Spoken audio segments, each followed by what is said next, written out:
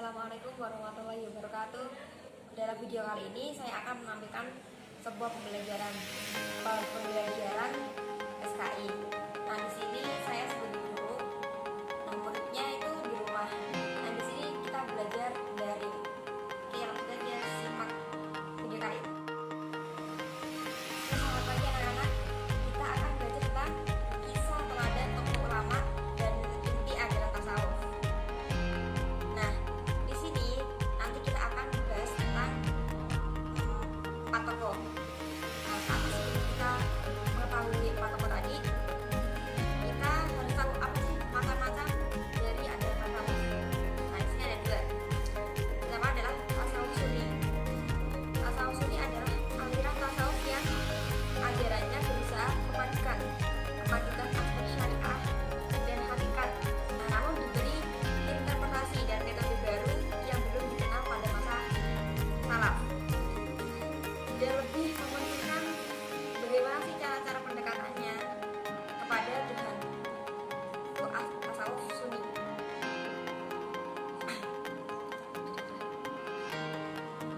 Oke, yang kedua yaitu tasawuf salafi. Falsafi adalah sebuah konsep ajaran tasawuf yang mengenal Tuhan atau lebih dikenal dengan makrifat. Nah, dengan pendekatan rasio atau filsafat juga menuju ke tingkat yang lebih tinggi. Jadi makrifatnya itu lebih tinggi. Itu yang tasawuf falsafi. Nah, oke, lanjut kita akan mengenal siapa sih tokoh tasawuf sunni itu. Yang pertama adalah Imam Junaid al-Baghdadi. Nah, Junaid al-Baghdadi lahir dengan nama Junaid bin Muhammad az-Zujaj. Dia adalah anak laki-laki dari Muhammad, seorang penjual kaca yang berasal dari Nahawan. Nah, Junaid ini lahir dan tumbuh besar di Irak. Ia kemudian dikenal sebagai ahli fikih, ahli ajaran fikih, dan berfatwa berdasarkan madhab fikih, yaitu Abu Thawr, salah seorang sahabat Imam Syafi'i. Junaid kemudian mendalami tasawuf dan berguru kepada As-Sari As-Sauqi, yaitu siapa? Pamannya sendiri.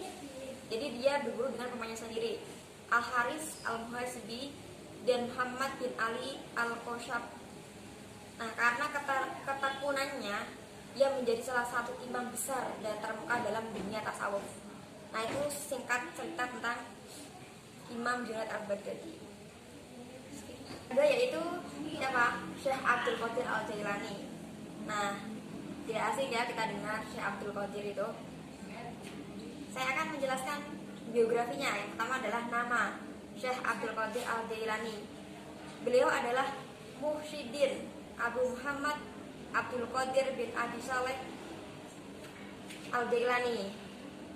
Nah, beliau lahir di Jailan, makanya belakangnya ada al-Jailani. Kalau biasanya Al-Qudus, Al-Qudsi, Bangkalan, banyak biasanya nama kota.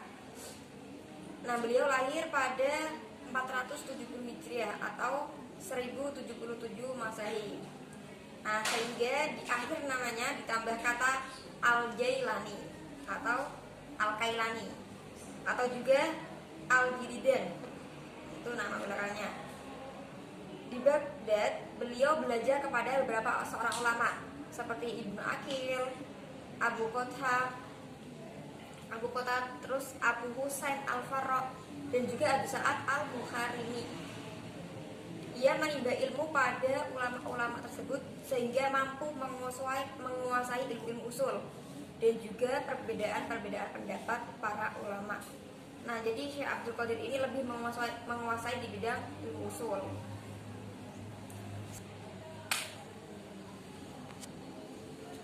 Nah, yang ketiga tokoh sunni yaitu siapa? Tokoh perempuan wali Allah, yaitu Rabi'ah al-Adawiyah. Ada sebuah pernah saya dengar cerita itu, siapa? Rabi'ah al-Adawiyah adalah anak keempat dari seorang yang sederhana. Beliau lahir itu di tempat yang gelap. Nah, dulu itu beliau punya ayah namanya Ismail. Nah, Ismail itu dulu pernah bersumpah bahwa dia tidak akan meminta apapun kepada orang lain. Nah, di waktu itu pas kelahiran Robiah Al-Adawiyah itu gelap gulita, bahkan untuk menutupi bayinya kayak selimut itu tidak punya. Beda kayak minyak wangi-wangian yang diberikan pada bayi itu orang tuanya tidak mempunyai sama sekali. Nah, kemudian ayahnya itu keluar mencari, kalau di sini biasanya disebut uplik. Uplik itu kayak gas yang ada apanya ya, diberi kayak kapas. Nah, itu dinyalain, bisa menerangi. Nah, namun di tetangganya itu tidak ada yang buka pintu karena sudah larut malam. Nah, itu singkat cerita dari kelahiran Robiah Al-Adawiyah. Nah, di sini saya akan menjelaskan biografi singkat Robiah Al-Adawiyah. Nama lengkapnya adalah Robiah Al-Adawiyah binti Ismail Al-Adawiyah Al-Bashariyah. Nah, beliau juga digelar sebagai Ummu Al-Khair. Ia lahir di Basra tahun 95 Hijriah. Nah, ini di PPT dijelaskan ya, disebut Robiah karena dia adalah anak keempat dari bersaudara. Dia itu kakak perempuannya itu perempuan semua, dan dia nomor keempat dari kakak perempuannya. Nah, di sini diceritakan bahwa sejak masa kanak-kanaknya dia telah hafal Al-Quran, subhanallah, dan sangat kuat beribadah serta hidupnya sangat sederhana sekali. Estetika yang dalam berhadapan dengan situasi yang ia hadapi pada masa itu, cinta murni kepada Tuhannya adalah puncak ajarannya dalam tasawuf yang pada umumnya dituangkan melalui syair-syair dan kalimat-kalimat puitis dari syair-syairnya. Nah, itu singkat cerita tentang Robiah Al-Adawiyah. Kemudian kita lanjut ke tokoh Sunni yang keempat, yaitu Abu Ghazali. Menurut Abu Al-Wafa Al-Ghulimi Al-Taftazani, ada dua corak tasawuf yang berkembang di kalangan Sufi, yaitu pertama tasawuf Sunni, di mana para pengikutnya adalah menggali tasawuf mereka dengan Al-Quran dan As-Sunnah, serta mengaitkan keadaan dan tingkatan rohani mereka dengan keduanya. Jadi lebih berangkat kepada Al-Quran dan As-Sunnah. Itu yang Sunni. Yang kedua adalah corak tasawuf semi atau filosofis, di mana para pengikutnya cenderung pada ungkapan-ungkapan ganjil atau asyatahat, serta bertolak dari keadaan fana menuju penyataan tentang terjadinya penyatuan ataupun mulul. Itu adalah beberapa tokoh Sunni yang kita ketahui. Nah, dari beberapa tokoh-tokoh tersebut dapat kita ambil beberapa hikmahnya. Nah, dari mereka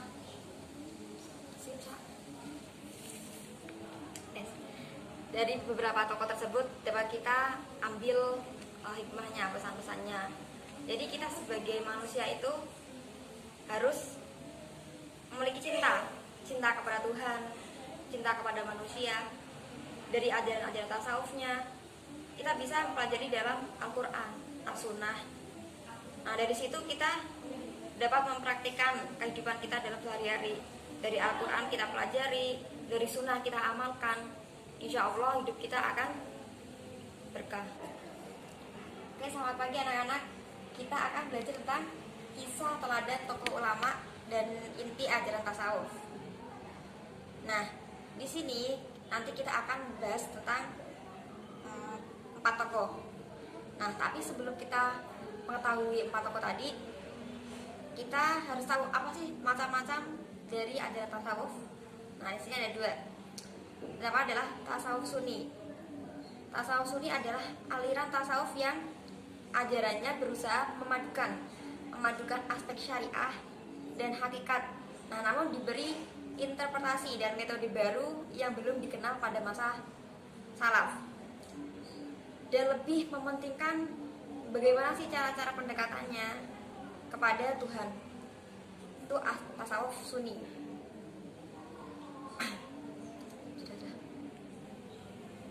Oke, yang kedua yaitu tasawuf Salafi. Tasawuf Salafi adalah sebuah konsep ajaran tasawuf yang mengenal Tuhan, atau lebih dikenal dengan makrifat. Nah, dengan pendekatan rasio atau filsafat hingga menuju ke tingkat yang lebih tinggi. Jadi makrifatnya itu lebih tinggi. Itu yang tasawuf falsafi. Nah, oke, lanjut kita akan mengenal siapa sih tokoh tasawuf Sunni itu. Yang pertama adalah Imam Junaid al-Baghdad. Nah, Junaid al-Baghdadi lahir dengan nama Junaid bin Muhammad Az-Zujad. Ia adalah anak laki-laki dari Muhammad, seorang penjual kaca yang berasal dari Nahawan. Nah, Junaid ini lahir dan tumbuh besar di Irak. Ia kemudian dikenal sebagai ahli fikih, ahli ajaran fikih, dan berfatwa berdasarkan madhab fikih, yaitu Abu Saur, salah seorang sahabat Imam Syafi'i. Junaid kemudian mendalami tasawuf dan berguru kepada As-Sari As-Sauki, yaitu siapa? Pamannya sendiri. Jadi dia berguru dengan pamannya sendiri, Al-Haris Al-Muhasibi dan Muhammad bin Ali Al-Qoshab. Nah, karena ketekunannya, ia menjadi salah satu imam besar dan terkemuka dalam dunia tasawuf. Nah, itu singkat cerita tentang Imam Junaid al-Baghdadi. Ada yaitu siapa? Syekh Abdul Qadir Al-Jailani. Nah, tidak asing ya kita dengar Syekh Abdul Qadir itu. Saya akan menjelaskan biografinya. Yang pertama adalah nama Syekh Abdul Qadir Al-Jailani. Beliau adalah Muhyiddin Abu Muhammad Abdul Qadir bin Abi Saleh Al-Jailani. Nah, beliau lahir di Jailan, makanya belakangnya ada Al-Jailani. Kalau biasanya Al-Qudus, Al-Qudsi, Bangkalan, banyak biasanya nama kota. Nah, beliau lahir pada 470 Hijriah atau 1077 Masehi. Nah, sehingga di akhir namanya ditambah kata Al-Jailani atau Al-Kailani atau juga Al-Jiridan. Itu nama belakangnya. Di Baghdad, beliau belajar kepada beberapa seorang ulama seperti Ibnu Aqil, Abu Qotad, terus Abu Husain Al-Farra dan juga Abu Sa'ad Al-Bukharini. Ia menimba ilmu pada ulama-ulama tersebut sehingga mampu menguasai ilmu usul dan juga perbedaan pendapat para ulama. Nah, jadi Syekh Abdul Qadir ini lebih menguasai di bidang ilmu usul.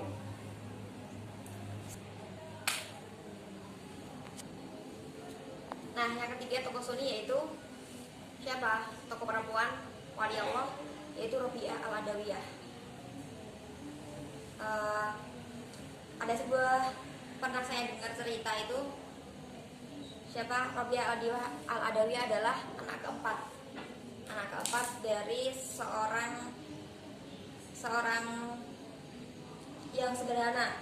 Beliau lahir itu di tempat yang gelap. Nah, dulu itu beliau punya ayah namanya Ismail. Nah, Ismail itu dulu pernah bersumpah bahwa dia tidak akan meminta apapun kepada orang lain. Nah, di waktu itu pas kelahiran Rabi'ah Al-Adawiyah itu gelap gulita, bahkan untuk menutupi bayinya kayak selimut itu tidak punya. Beda kayak minyak wangi-wangian yang diberikan pada bayi itu orang tuanya tidak mempunyai sama sekali. Nah, kemudian ayahnya itu keluar mencari, kalau di sini biasanya disebut uplik. Uplik itu kayak gas yang ada apanya ya, diberi kayak kapas. Nah, itu dinyalain. bisa menerangi. Nah, namun di tetangganya itu tidak ada yang buka pintu karena sudah larut malam. Nah, itu singkat cerita dari kelahiran Rabi'ah Adawiyah. Nah, di sini saya akan menjelaskan biografi singkat Rabi'ah Adawiyah. Nama lengkapnya adalah Rabi'ah Al-Adawiyah binti Ismail Al-Adawiyah Al-Basyariyah. Nah, beliau juga digelar sebagai Ummu Al-Khair. Ia lahir di Basra tahun 95 Hijriah. Nah, ini di PPT dijelaskan ya, disebut Rabi'ah karena dia adalah anak keempat dari saudara. Dia itu kakak perempuannya itu perempuan semua, dan dia nomor keempat dari kakak perempuannya. Nah, di sini diceritakan bahwa sejak masa kanak-kanaknya dia telah hafal Al-Quran, subhanallah, dan sangat kuat beribadah serta hidupnya sangat sederhana sekali. Estetika yang dalam berhadapan dengan situasi yang ia hadapi pada masa itu, cinta murni kepada Tuhannya adalah puncak ajarannya dalam tasawuf yang pada umumnya dituangkan melalui syair-syair dan kalimat-kalimat puitis dari syair-syairnya. Nah, itu singkat cerita tentang Rabi'ah Adawiyah. Kemudian kita lanjut ke tokoh Sunni yang keempat, yaitu Abu Ghazali. Menurut Abu Al-Wafa Al-Ghunimi Al-Taftazani, ada dua corak tasawuf yang berkembang di kalangan Sufi, yaitu pertama tasawuf Sunni, di mana para pengikutnya adalah menggali tasawuf mereka dengan Al-Quran dan As-Sunnah, serta mengaitkan keadaan dan tingkatan rohani mereka dengan keduanya. Jadi lebih bermelangkah kepada Al-Quran dan As-Sunnah. Itu yang Sunni. Yang kedua adalah corak tasawuf semi atau filosofis, di mana para pengikutnya cenderung pada ungkapan-ungkapan ganjil atau asyatahat, serta bertolak dari keadaan fana menuju penyataan tentang terjadinya penyatuan ataupun mulul. Itu adalah beberapa tokoh Sunni yang kita ketahui. Nah, dari beberapa tokoh-tokoh tersebut dapat kita ambil beberapa hikmahnya. Nah, dari mereka